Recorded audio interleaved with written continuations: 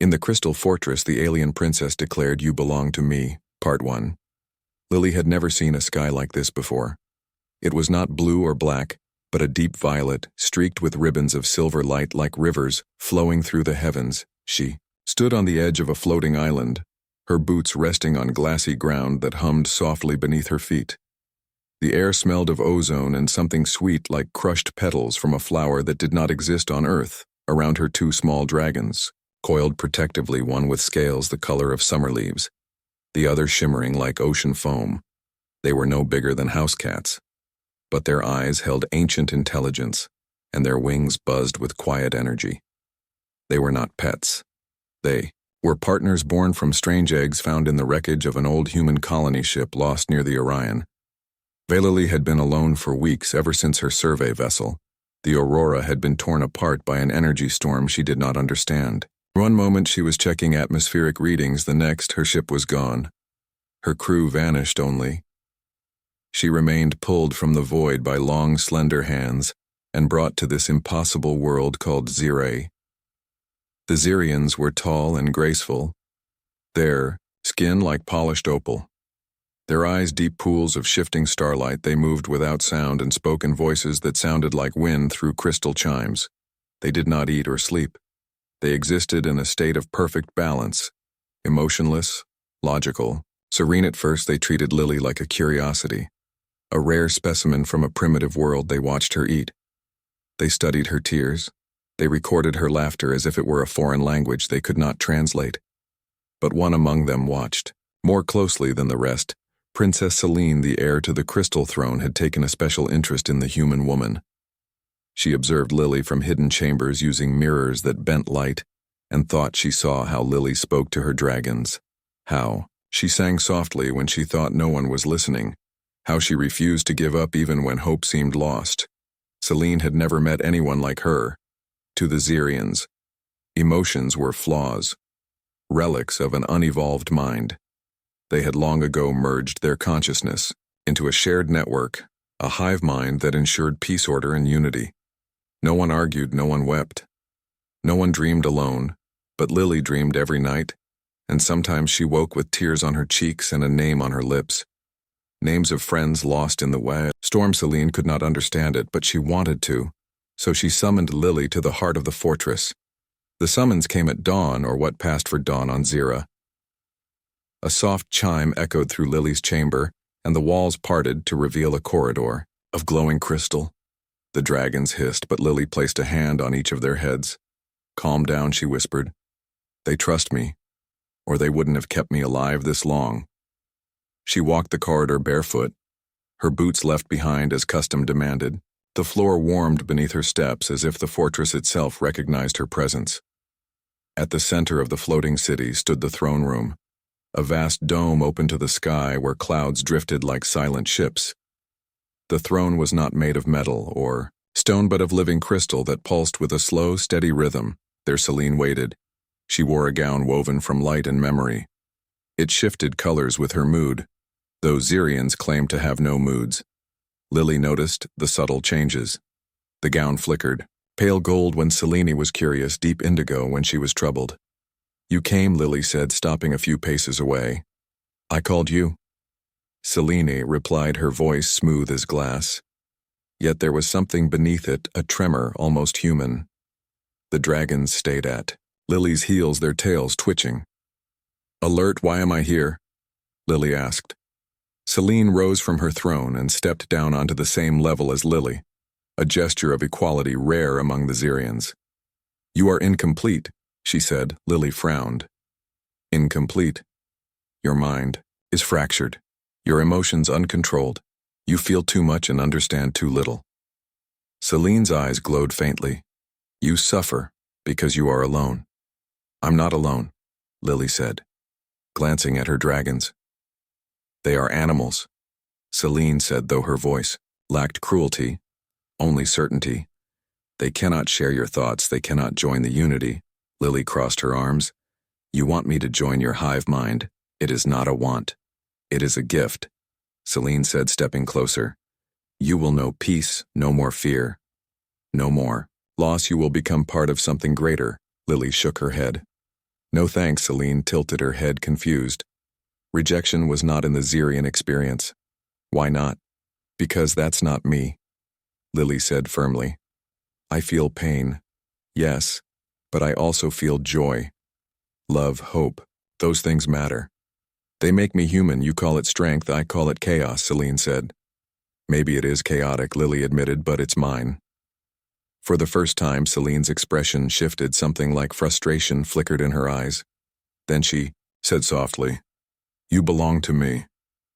The words hung in the air heavy, and finally Lily's breath caught, not because she was afraid, but because she understood what those words meant. Celine did not see her as a person. She saw her as a possession. Something to be claimed, corrected, perfected. The dragons growled low in their throats, their scales beginning to glow. Lily took a slow breath, then smiled, a small, sad smile. "No, princess, I don't belong to anyone. Not even you." Celine's eyes narrowed the air. Around them grew colder. The crystals in the walls dimmed slightly. "You will not refuse the gift." "He already did," Lily said. Turning to leave, the floor beneath her feet flared bright white and sealed shut. She could not move forward or back. "You will be integrated," Celine said, raising a hand toward the ceiling. A dome of light began to form above them, swirling with threads of silver energy, the stasis chamber where minds were gently unwoven and rewoven into the hive. Lily's heart pounded. But she did not panic. She had been in worse places. She had survived shipwrecks, asteroid fields, and the silence of deep space. She would not break here. She looked at her dragons and gave a single nod. In a flash, the green dragon leapt onto her shoulder. The blue one shot forward like a comet, slamming into the nearest support crystal. Sparks erupted. The fortress shuddered. Alarms rang out. Not loud blaring sirens, but soft harmonic chimes that turned dissonant with panics. Celine staggered back, shocked. This is impossible. No creature under Xerian sky can disrupt the fortress. These aren't just creatures. Lily said they're from Earth, and they've got a few surprises. The blue dragon opened its mouth and released not fire but a pulse of ionized energy. A gift from the alien tech fused into its DNA. The pulse struck the stasis dome and cracked it like thin ice. The fortress lights flickered. The floor groaned. Lily ran not away from Celine but toward her. She knew running would only delay the inevitable. The only way out was through understanding or confrontation. Celine raised her hands again, trying to stabilize the chamber, but the dragons were too fast. They darted around her, weaving patterns of light that confused the fortress's sensors. "Why do you fight me?" Celine shouted, her voice cracking with something raw. "Because you're trying to erase me." Lily panted, skidding to a stop in front of her. "I'm not broken. I don't need fixing. You are alone," Celine said, desperation creeping into her tone. "Not anymore," Lily said softly. She reached out and took Celine's hand. Celine gasped. For the first time in her life, she felt something not through the hive mind, but directly raw and unfiltered. Lily's memories flooded her, not as data, but as feeling the warmth of a campfire on a winter night, the sting of salt water in her eyes after losing a friend, the joy of watching her dragons take their first flights. Celine trembled. Tears formed in her starlight eyes. Real tears, not programmed. Responses. "What is this?" she whispered. "Emotion." Lily said, "It's messy. It hurts sometimes, but it's real." Outside the chamber, the other captured beings began to stir. The stasis dome shattered completely, their minds breaking free from the hive's grip. One by one they woke, confused but free. The fortress trembled again, not from damage but from change. The crystals began to shift color from cold silver to warm amber, as if responding to the new energy in the air. Celine looked at Lily. Her hand still clasped in hers. "I did not know. Now you do," Lily said. A rift opened in the sky above the fortress, not a tear but a doorway, created by the dragon's energy surge beyond it. Stars glittered cold and endless. "We have to go," Lily said before the system. Reset. Celine hesitated, then nodded. Together they ran toward the edge of the platform. The dragons flying ahead, their light forming a bridge of energy across the gappas. They leapt into the void. The fortress did not collapse, it began to heal. Not through control, but through choice, the Xerians awakening one by one to the truth that unity did not require sameness. In the quiet of space, Lily floated beside Celine. The dragons curled around her shoulders, warm and humming with quiet power. "Where will you go?" Celine asked, her voice softer now, more human. Lily smiled. "I don't know, but I've got good company." Celine looked at the stars, then back at Lily. For the first time she smiled too. And so they drifted, not as prisoner and captor, not as human and alien, but as two beings learning what it meant to be free. Far below, the crystal fortress glowed with a new light, no longer cold and perfect, but alive with possibility. And somewhere in the vast dark, a new story began, not of conquest, but of connection, written not in commands but in kindness, carried not by empires but by two small dragons and the woman who dared to say no. But this was only the beginning. Because out there beyond the rift, other worlds waited, other dangers, other wonders, and Lily knew one thing for certain. She would face them not alone, and she would never stop fighting for the right to feel, to dream, to belong to no one but herself. Lily floated in the quiet dark of space, her breath steady, her hands resting on the warm scales of her dragons. The green one nuzzled her cheek while the blue one circled slowly around her like a guardian star beside her. Celine drifted, eyes wide, with wonder. This was her first time beyond the crystal fortress, her first time truly alone without the hum of the hive mind and her thoughts. They had escaped, but they had nowhere to go. The rift that carried them out of Zira had closed behind them, leaving them adrift in a part of space Lily did not recognize. No stars matched her ship's old star charts. No signals pinged on the small wristband she still wore, a broken piece of the aurora that sometimes flickered with faint data. "We need shelter," Lily said, more to herself than to Celine. Celine turned to her. "How do beings survive out here without unity? Without structure?" Lily smiled faintly. "We find friends, we build new paths, and sometimes we get lucky." As if on cue, a soft chime came from her wristband, a signal weak but clear. It pulsed in a pattern she knew, human origin. Her heart jumped. "There's a station nearby," she said, pointing to a cluster of asteroids ahead where faint lights blinked in steady rhythm. Not Zirian, not alien military, just old human tech. Celine frowned but followed. The dragons led the way, their bioluminescent glow cutting through the gloom as they neared the source of the signal. It was not a full station, but a salvage outpost built into the side of a massive, asteroid-rusted metal patched with polymer sheets, solar panels tilted toward a distant sun. It looked abandoned, but the lights were on. Lily activated the emergency beacon on her wristband, a simple pulse of code that meant human survivor in need. For a long moment, nothing happened. Then a hatch groaned open and a figure stepped out, wrapped in a thick coat. Goggles pushed up on her forehead, short curly hair dusted with frost. She held a plasma torch in one hand and a scanner in the other. "Who's out there?" she called, voice rough but not unkindly. Raised a hand. "I'm Lily, I was on the Aurora." The woman's eyes widened. She lowered the torch and hurried forward. "Oh stars, you're real. I thought the signal was a glitch."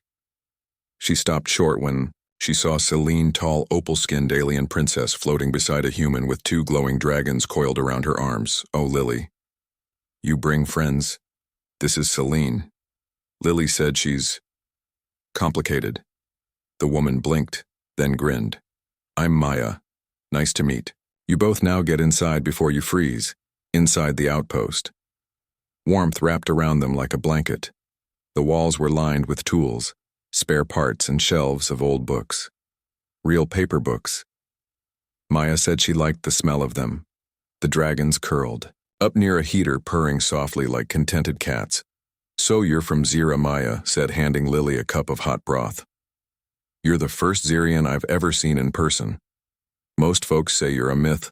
Celine sat stiffly on a metal bench, unused to casual settings. "We were isolated by choice," she said. "Well, you picked a weird time to break tradition," Maya said with a wink. Lily sipped her broth and asked what happened out here. "After the Aurora went dark." Maya's smile faded. "There was a war," she said, "not big, not official, but quiet ships vanishing near the Veil. The Zirians weren't the only ones watching Earth's colonies. Someone else was hunting. Human tech, and they didn't care who got in the way." Lily's stomach tightened. "How call them the Reapers?" Maya said. "They wear black hulls, no markings. They strip ships down to the frame. Take anything with neural tech or bioenhancements." Lily looked at her dragons, suddenly understanding why they were so valuable. The eggs, she found, weren't. Just alien, they were engineered, part Earth, part something else designed to bond with human minds. The Reapers want them. Lily whispered.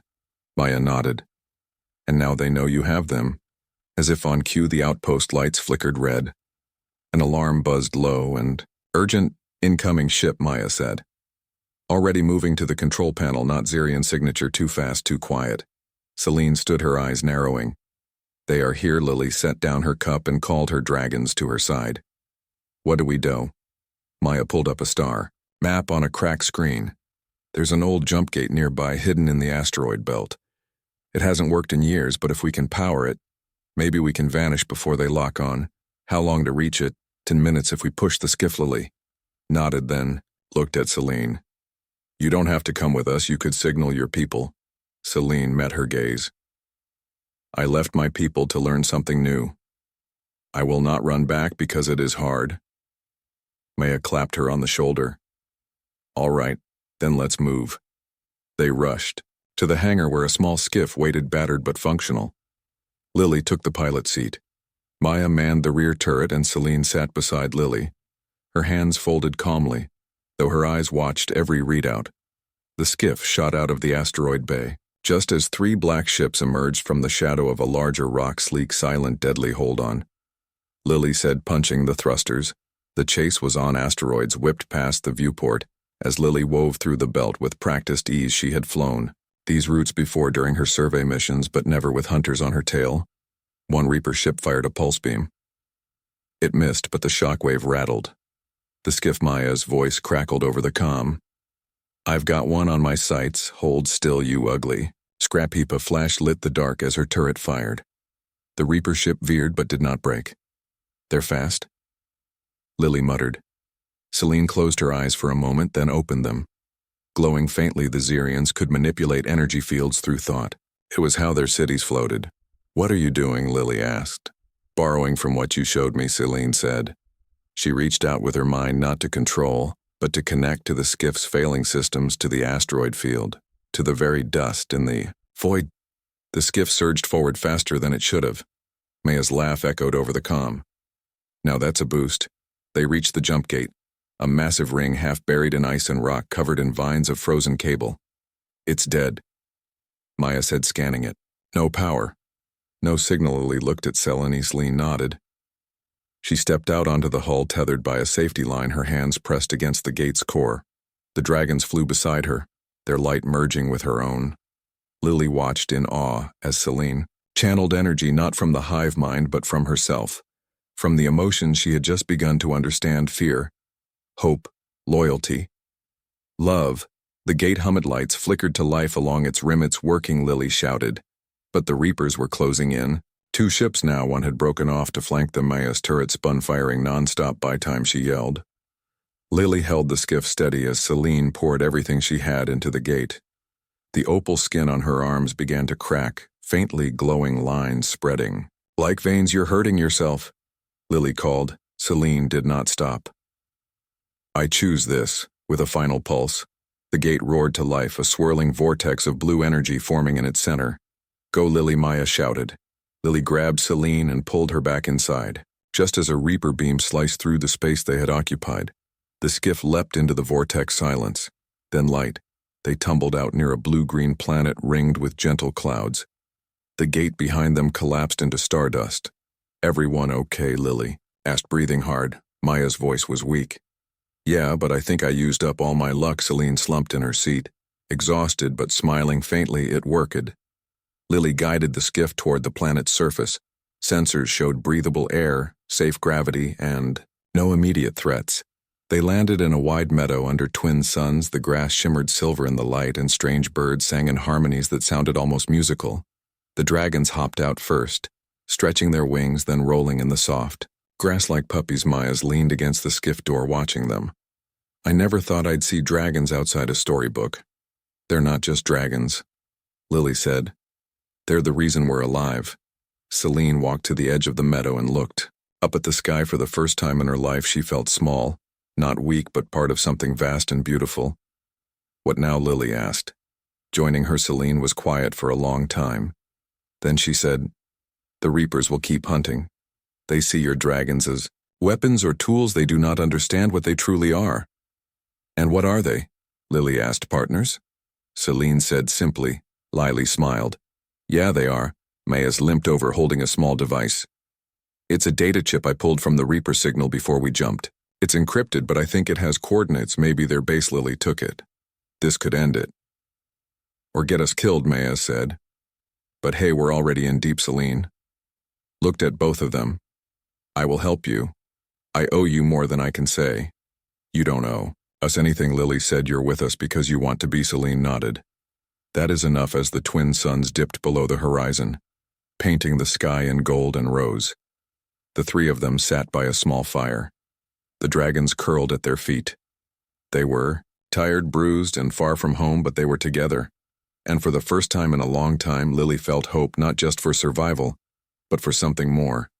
The Reapers thought they were hunting prey, but they had just made enemies.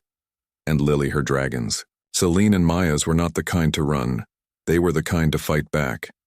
The night deepened, stars blinked awake one by one. And somewhere in the distance a howl echoed. Not of danger, but of wild freedom. Lily leaned back and closed her eyes. Tomorrow. They would plan a morrow they would hunt. But tonight they rested, and for now that was enough. The morning suns rose slowly over the silver grass, casting long shadows across the meadow. Lily woke first, her back stiff from sleeping on the ground, but her mind clear. The dragons were already awake, one chasing glowing insects, the other perched on a rock scanning the horizon like a sentry. Celine sat cross-legged nearby, her eyes closed but not in sleep. She was listening to the planet's quiet hum, the wind through the tall reeds, the pulse of underground water, the life in the soil. It was nothing like Zira's perfect silence. This world was messy, alive, unpredictable, and for the first time she did not find it chaotic. She found it beautiful. Maya stirred last, groaning as she sat up, her shoulder wrapped in a makeshift bandage from the Reaper fight. She squinted at the sky, then at Lily. You sleep at Alsam. Lily said enough. Maya's pulled out the data chip they had taken from the Reaper signal. It still glowed faintly in her palm. I cracked part of the encryption last night. It's not just coordinates, it's a log. She tapped the chip and a small hologram flickered to life, showing a star map, with one system blinking red at its center, Viridian Reach. Maya said that's deep in neutral space. No laws, no oversight, perfect place to build a black site. Lily studied the map. That's where they're keeping the others. Others, Maya's nodded. Humans, aliens, anyone with biotech. They can harvest. Your dragons aren't the only ones they've taken. Celine stood, her voice quiet but firm. Then we go there. Lily looked at her. You don't have to do this. You've already done more than anyone expected. Celine met her eyes. You taught me that freedom is not given, it is defended. I will not stand by while others suffer as I once caused. Suffering? Maya's whistled softly. All right then, but we can't just fly in, guns blazing. That place will be locked down tighter than a vault, so we go quiet. Lily said. They spent the day preparing. Maya's patched the skiff's hull with scavenged metal and rerouted power to the stealth system. She also rigged small cloaking bands from old comms gear for the dragons to wear, so their glow wouldn't give them away. Celine practiced focusing her energy, not as a weapon, but as a shield. Something subtle that could bend light and dampen sound. She was still weak from powering the jump gate, but determination kept her steady. Lily checked every tool, every charge, every stitch in her flight suit. She knew what waited for them in Viridian Reach: pain, fear, maybe death.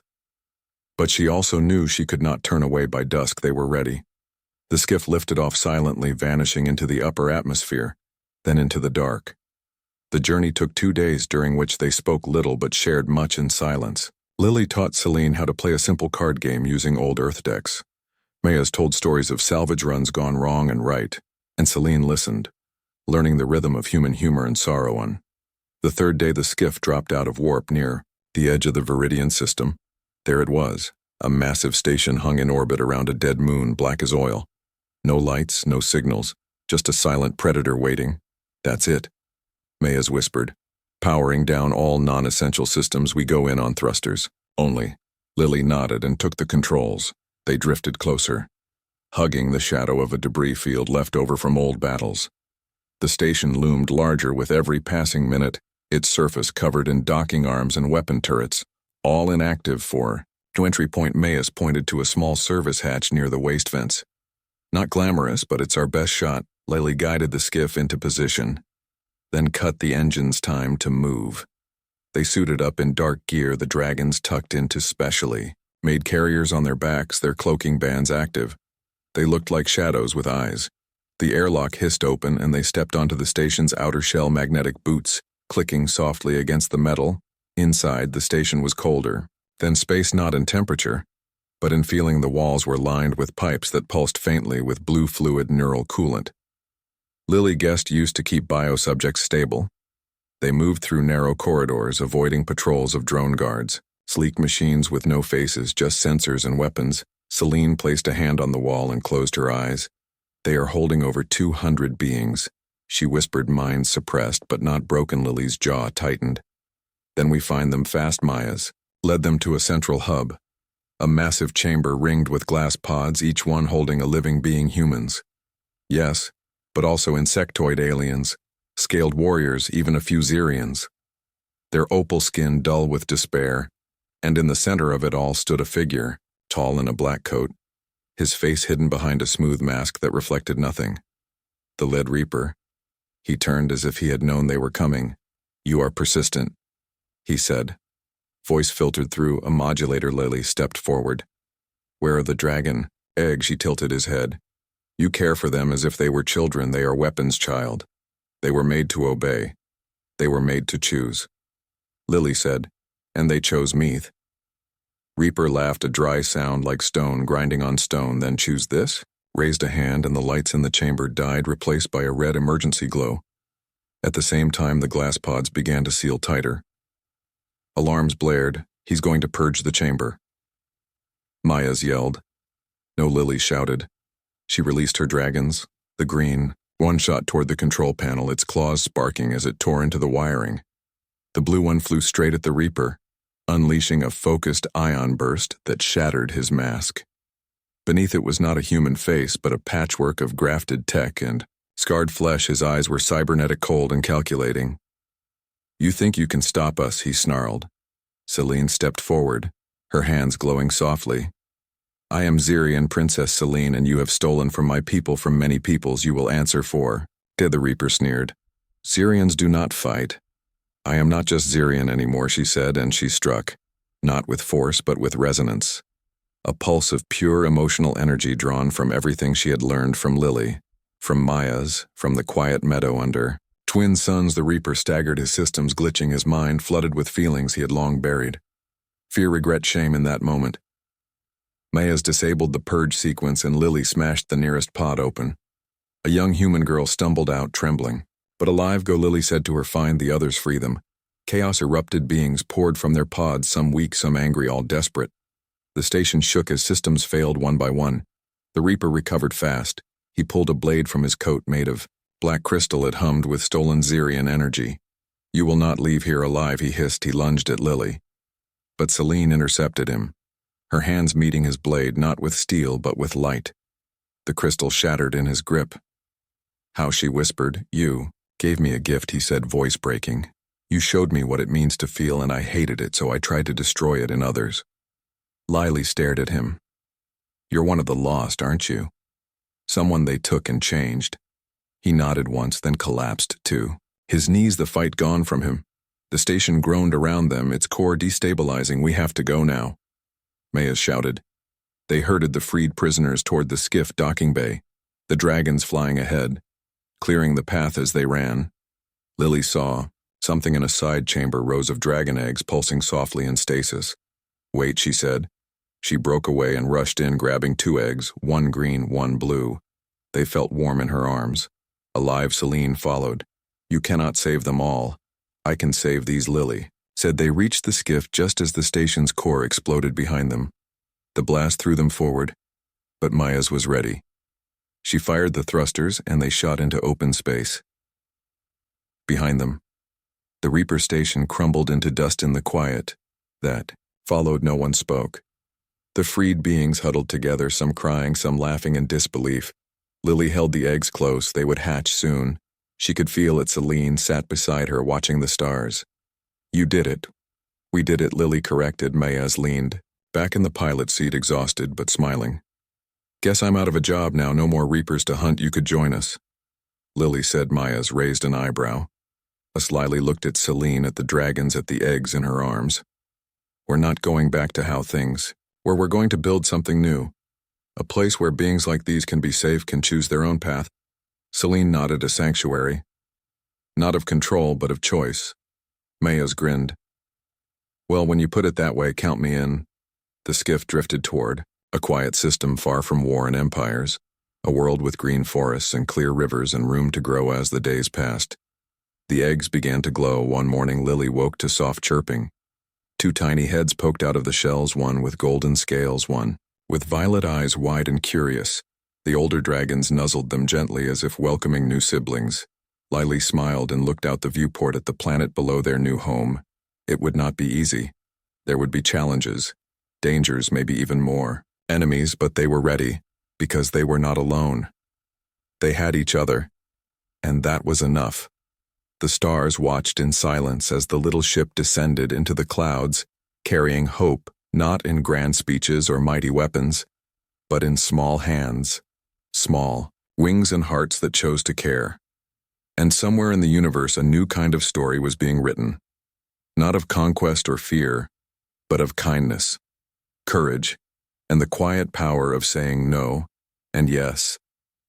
And together, weeks passed on the new world they called Haven, a name, chosen not for grandeur but for simple truth. It was a place to rest, to heal, to begin again. The forests were thick with silver leaf trees.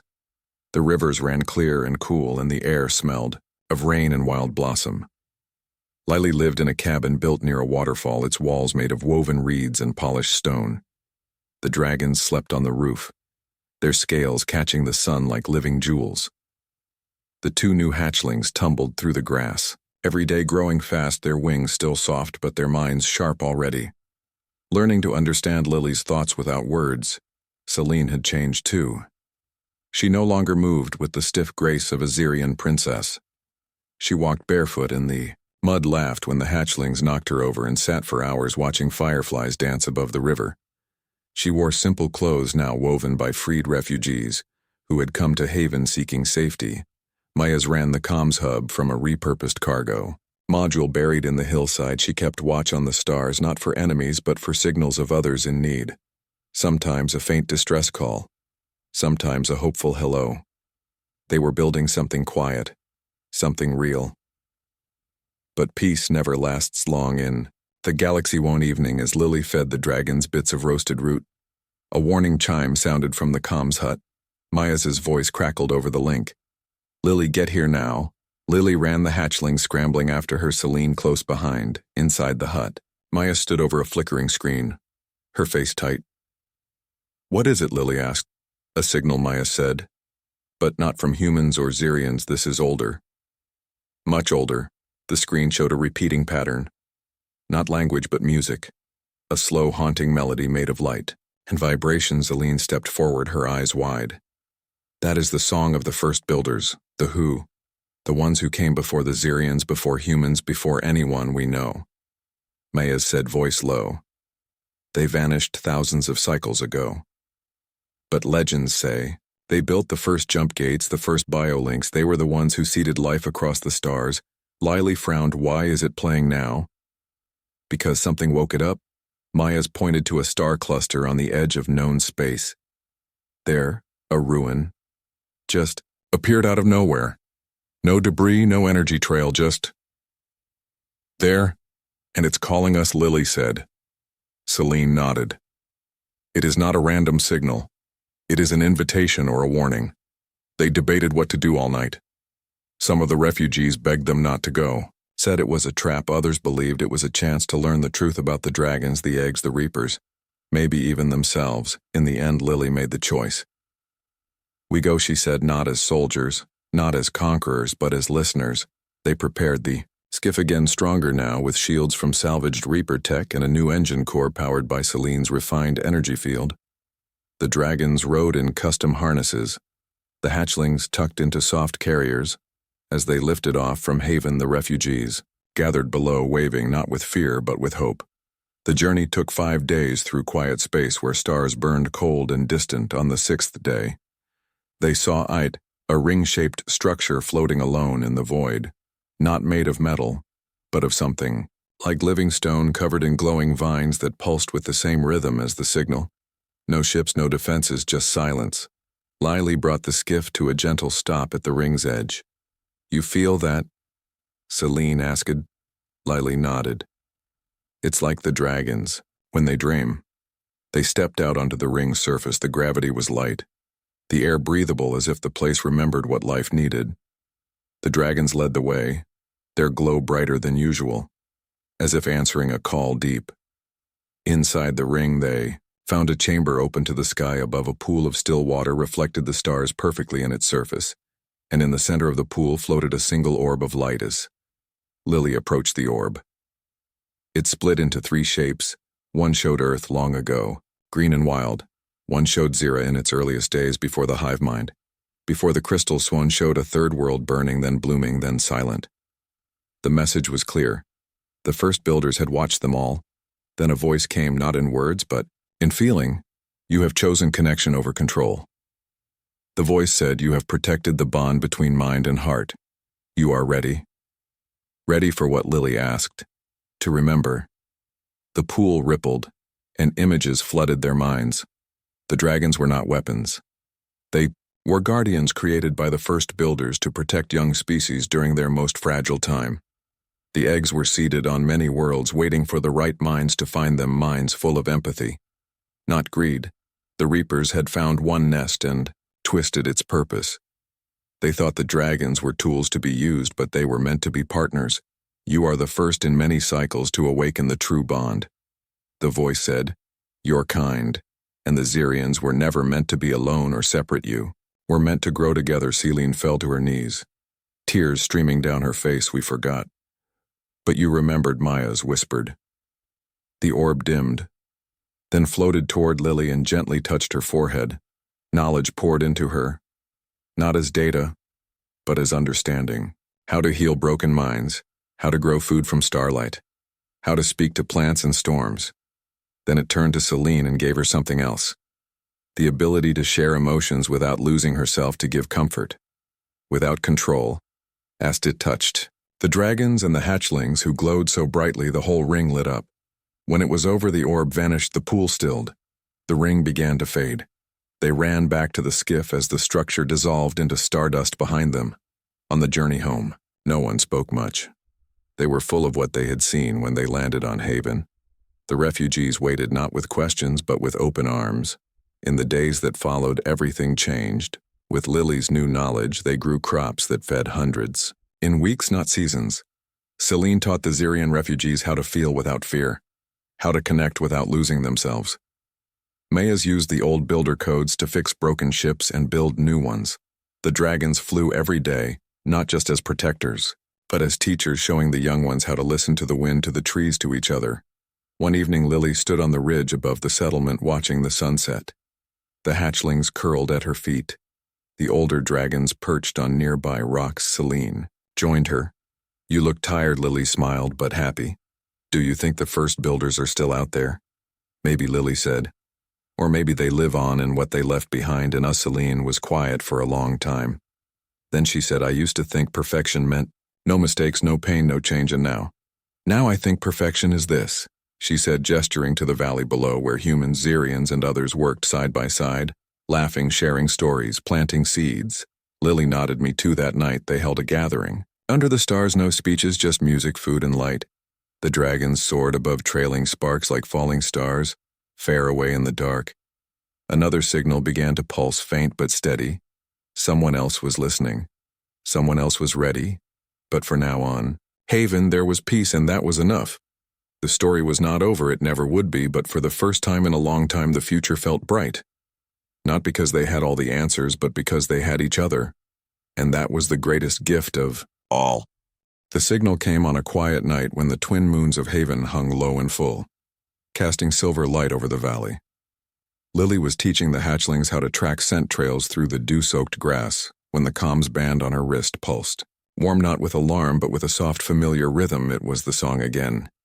Not the first builders this time, but something new woven from their melody, yet shaped by another hand. Maya's met her at the comms hut.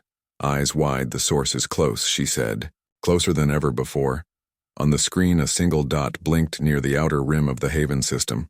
Small, slow-moving, no weapon signature. Just a vessel drifting like a leaf on the Winzelan stood in the doorway. Her expression, unreadable, but her hands clenched slightly. That signal it carries grief. Lily nodded. She felt it too, a deep, quiet sorrow wrapped in hope. They took the skiff out at dawn, the dragons riding in their usual places. The hatchlings, now big enough to fly short distances, flapped beside them like eager puppies as they neared the signal's origin. They saw it a ship unlike any they had seen before. Its hull was made of pale wood and living vines, its sails woven from light. It looked ancient, yet alive like a seed that had traveled across time. No engines, no weapons, just silence and motion. Lily slowed the skiff and opened a channel. This is Lily of Haven. Identify yourself. For a long moment there was no answer. Then a voice came, soft and trembling. I am Alara. I come in peace. The name meant nothing to Lily, but Celine gasped. Alara was the last name of the Xerian royal line before the hive mind took hold. Celine's own grandmother. Impossible, Celine whispered. They docked carefully. The wooden ship groaned gently as if breathing. Inside they found a single figure curled in the center of the main chamber, wrapped in a cloak of woven starlight. Her skin was opal like Celine's, but cracked with age. Her eyes dim but sharp. She looked up and smiled. You came. Celine stepped forward. Slowly. Who are you? I am Alara. Celine's voice broke. I was told you vanished centuries ago. I did. Alara said, rising with effort. I fled when the hive mind began to erase us. I took what I could. The old songs, the true ways, the memory of feeling, reached out and touched Celine's face, tears welling in her eyes. You have found it again, haven't you? Celine could only know to. Lara turned to Lily and the dragons, her gaze softening. You are the bridge, she said, the one the builders foretold, not human, not Xerian, but both, and neither you carry the bond in your heart. Lily bowed her head. I only tried to do what was right. That is all anyone can do, Alara said. She led them deeper into the ship to a chamber lined with glowing seeds, each one humming. With quiet life, these are the last of the first garden, she said. The builders left them with me to plant when the time was right. The time is gnawily understood. These were not just plants. They were teachers, memories made flesh. But why come here now? Because others are waking. Alara said, the signal you heard, it was not just mine, it was from many worlds. The Reaper's fall sent ripples through the dark. Now the lost are searching for light, and they will come here, Lily said. If you let them. That night back on Haven they held a council under the great silver tree. Refugees old and new gathered around a fire. Maya's Celine and Lily sat with Alara at the center. We cannot hide forever, Lily said. Our peace is precious, but it is not ours alone to keep a human. Boy raised his hand. What if they bring trouble? Then we face it together, Celine said, as we have before. A Xerian elder spoke softly. We were taught that difference leads to chaos, but we see now that difference leads to strength. Alara placed a seed. In the soil at the base of the tree it glowed softly, then sent up a thin green shoot that curled toward the moons. This is how it begins, she said, not with walls but with welcome. In the weeks that followed, ships began to arrive, not in fleets but one by one, each carrying stories of loss and hope. A family of insectoid weavers whose hive was destroyed by raiders. A lone pilot from a water world whose oceans were poisoned by war. A group of young Xerians who had broken free from the old network, seeking something more. Haven grew. New homes rose among the trees, powered by builder tech and tended by dragon light schools. Formed where elders taught the young, not just survival but kindness. Lily spent her days walking the paths, listening, learning. The hatchlings, now nearly full-grown, flew patrols with the older dragons, not as guards but as guides, helping newcomers find their way. Celine worked with Alara, restoring the old Xerian songs, the ones that spoke of joy and sorrow. Not just order, she taught the young ones how to feel without fear, how to hold pain and still choose love. Maya's upgraded the comms network, linking Haven to distant outposts, Not for war, but for warning, for help, for hello. One evening, as Lily sat by the river washing roots for dinner, a shadow fell over her. It was a young Xerian girl barely older than the hatchlings, her skin still pale with youth. She held out a small carving made of river stone. A dragon with wings spread for you. She whispered. Lily took it gently. Thank you. The girl hesitated, then asked, Do you think I could ever bond with a dragon? Lily smiled. It's not about deserving, it's about caring. Do you care? The girl nodded fast. Then yes. The next morning the girl sat quietly by the dragon roost. Not asking, not demanding, just being present by sunset. One of the hatchlings nuzzled her hand and curled beside her. Lily watched from afar, her heart full. Peace was not the absence of danger. She knew that now it was the presence of trust. But trust could be tested. One day a ship arrived unlike the others.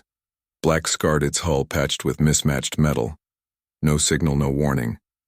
Maya spotted it first and sounded the quiet alert. Not panic, just caution. Lily and Celine met it at the edge of the settlement. The ramp lowered slowly and a figure stepped out. Tall, thin, wrapped in a tattered coat. His face hidden. Lily's breath caught. She knew that Walkett was Kale, the former Reaper whose mask she had shattered on the station. He stopped 10 paces away and dropped to one knee. I do not ask for forgiveness, he said, voice rough but clear. I ask only for a chance to help. Silence fell over the settlements. Aline stepped forward. You caused great pain. I did, he said, and I will spend my life trying to undo it if you let. Melily looked at the refugees, many of whom had suffered in his stations. She saw fear, anger, but also curiosity. What do you offer? Tell me knowledge, he said. I know where the Reapers hid their last caches, their labs, their weapons. I can help you find. Others they took and free them, and if you betray us, then you will stop me. He said simply, I would deserve it. Lily looked at Celine, who gave a small nod. Then stay, Lily said. But know this, you are not above the rules. You are part of them. Kale bowed his head. Thank you. He was given a small hut at the edge of the village, not shunned but watched as he worked quietly, repairing tools, cleaning water lines, earning trust. One act at a time, weeks passed. Then months. The garden grew tall, its branches heavy, with fruit that changed flavor based on the eater's need. The dragons flew farther each day, returning with news of new signals, new seekers. One morning, Alara called Lily to the ridge. My time here is short, she said, her body growing thin like old. Paper Lily's throat tightened. You can't go. Must, she said. My journey was never to stay, but to remind you that you were never alone. That night, under the twin moons, Ilara stepped into the heart of the garden and dissolved into light. The seeds around her bloomed instantly, filling the air with golden pollen that settled on every being in the valley. In that moment they all felt it, a connection deeper than words, a knowing that they were part of something vast, and Kindlily wept. But she also smiled, for Ilara was not gone. She was in the wind, in the roots, in the song. The dragons hummed at dawn. Life went on. Kael led a team to a hidden Reaper lab deep in the asteroid belt. They found dozens of stasis pods still holding minds waiting. Tawake Celine stood with them as they opened each one, whispering welcome. Not as a princess, but as a friend. Back on Haven, the young Xerian girl now flew daily with her dragon, weaving patterns in the sky that told stories of courage and care. Lily stood on the ridge one evening watching the sunset, the dragons circling above the valley, alive with light and laughter. Maya's joined her, holding 2 cups of warm root tea. We did good, she said. Lily nodded. Yeah, we did.